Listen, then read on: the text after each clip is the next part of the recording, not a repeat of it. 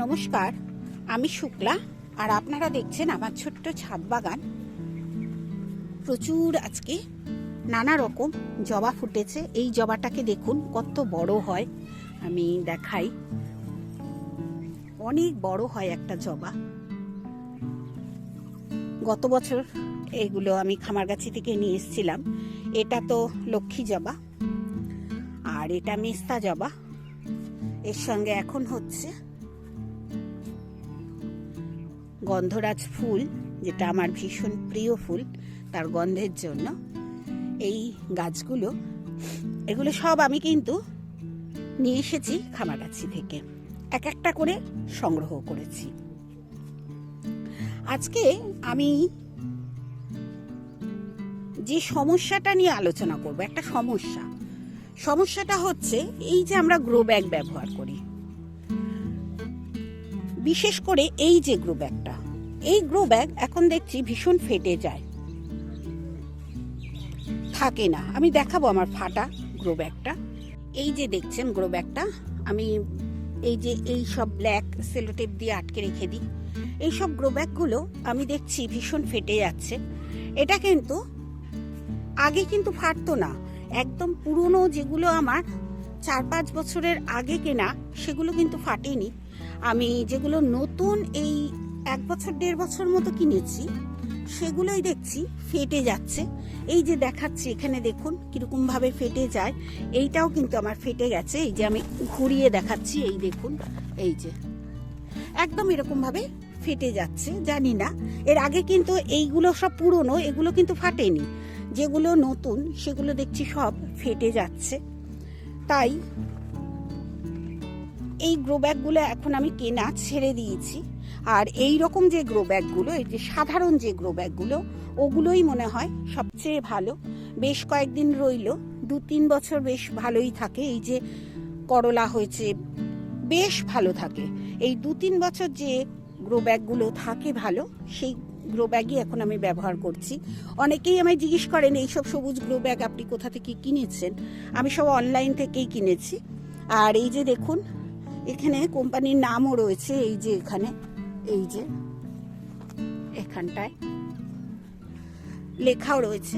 এইগুলো কিন্তু ভালো আছে, কিন্তু এইগুলো কয়েকটা দেখছি একদম ফেটে যাচ্ছে। এরকম অনেক গ্রো ব্যাগ আমার, নতুন নতুন গ্রো ব্যাগ ফেটে গেছে। এই যে গ্রো ব্যাগটা দেখছেন, এই সব গ্রো ব্যাগে আমার ছিল হচ্ছে বেগুন গাছ। এই সব বেগুন গাছগুলো আমি এখন একটা একটা করে নিচের বাগানে বসিয়ে দিচ্ছি। আর এখানে দেখুন অনেকটা ফাঁকা করে দিয়েছি এরকম ভাবে। এই যে এইসব জায়গায় সব ছিল বেগুন গাছগুলো, এরকম অনেকগুলো বেগুন গাছ আমি নিচে বাগানে বসিয়ে দিয়েছি। আরও একটা দেখাই, এই দেখুন এই একটা, এইসব গ্রো ব্যাগ ফাঁকা করে দিয়েছি। এবং এইরকমই একটা গ্রো ব্যাগে আমি কাঁকরোলের গাছও বসিয়েছি। আর মাটি তো আমি রেগুলার তৈরি করি, আপনারা জানেন রেগুলার নতুন মাটি আমি তৈরি করি। মাটিতে একটু গোবর সার আর ওই ছাগলের পটি, চুন এইসব মিশিয়ে নতুন নতুন ভাবে সার প্রয়োগ করে মাটিটাকে তৈরি করে রাখি। যখন আমার মাটি লাগবে তখন কিন্তু ওই যে বস্তায় ভরে রাখবো সেখান থেকে নিয়ে নেব। এবার বলি এই সব গ্রো ব্যাগ, এই গ্রো ব্যাগ আমি প্রচুর কিনে রাখি, প্রচুর নতুন নতুন গ্রো ব্যাগ। এই যে গ্রো ব্যাগগুলো দেখছেন, এইরকম 2 রকম গ্রো ব্যাগ ব্যবহার করি আমি। এই যে দেখুন এইটা কালো, এইগুলো পলিথিনের। আর এই গ্রো ব্যাগগুলো দেখুন আমি এরকম 50টা 100টা করে কিনে রাখি। এই যে কত বড় বড় গ্রো ব্যাগ দেখুন, এগুলো 12 ইঞ্চির গ্রো ব্যাগ।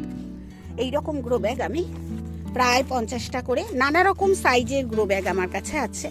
আর এইরকম গ্রো ব্যাগেই আমি বেশিরভাগ গাছটা করি, এতে গাছটা ভালো থাকে। এই যে দেখুন এটা 8 ইঞ্চির।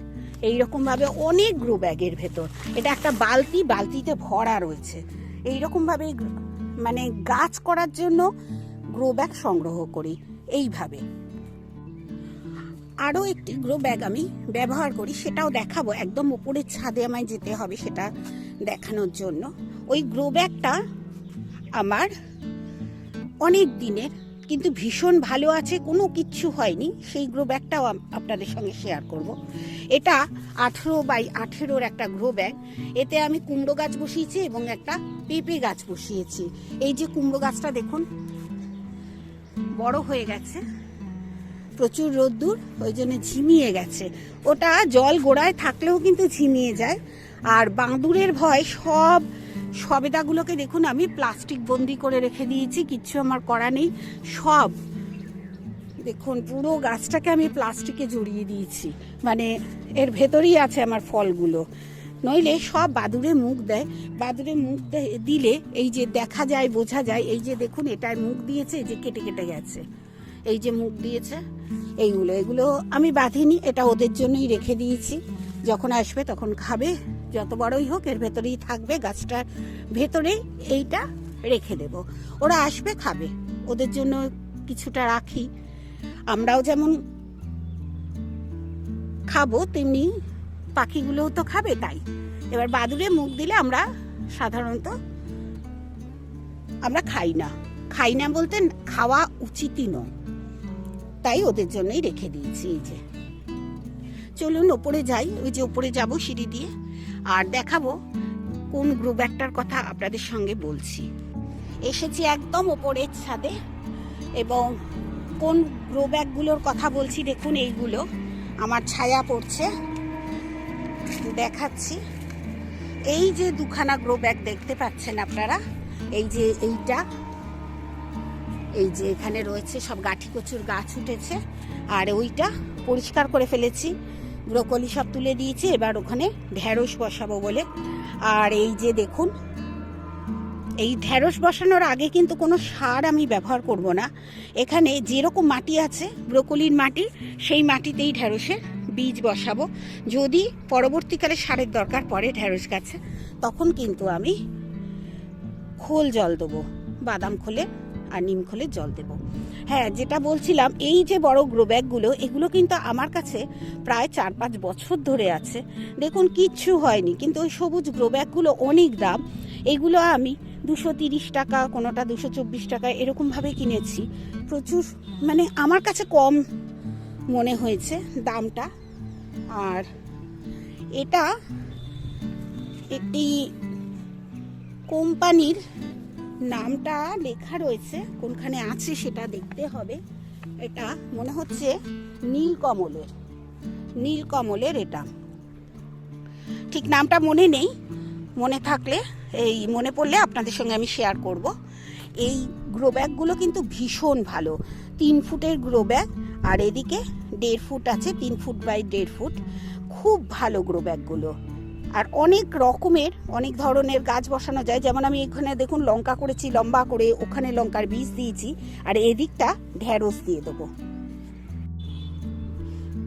তাই আমার মনে হয় গ্রো ব্যাগে গাছ করা খুব ভালো। আমি তো ক্রেটেও গাছ করি, নানা রকম জায়গাতেই ব্যবহার করি গাছ। আমি নানা রকম জিনিসে করি, বালতিতে করি। এখন তো বালতিগুলো, এই যে বালতিগুলো মাটি ঠিক করে রেখেছি, কি সব গাছ হয়ে গেছে, এগুলো সব তুলতে হবে। এত রোদ্দুর, কোনো কাজ করা যায় না।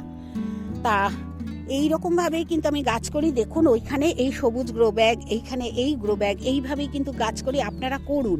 গ্রো ব্যাগে গাছ করলে খুব সুবিধা হয়, গ্রো ব্যাগটা হালকা হয়, তো এইটা আমার কাছে খুব সুবিধা হয়।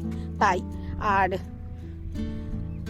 এই রকম এই ধরনের গ্রো ব্যাগগুলো যদি মানে জল বসে না, সবচেয়ে কথা হচ্ছে জলটা ড্রেনেজ হয়ে যায়। ওগুলোতে তবুও জল বসে, কারণ ছোট ছোট ছিদ্র করা, এগুলো তো চারিদিক দিয়ে জলটা বেরিয়ে যায়, এটা একটা সুবিধে। এটারও নিচে কিন্তু ছিদ্র করা আছে, নিজের থেকেই ছিদ্র করা ছিল যখন আমি কিনেছি। আবার আমি একটা কালেক্ট করব, আমার খুব ভালো লেগেছে এই গ্রো ব্যাগগুলো।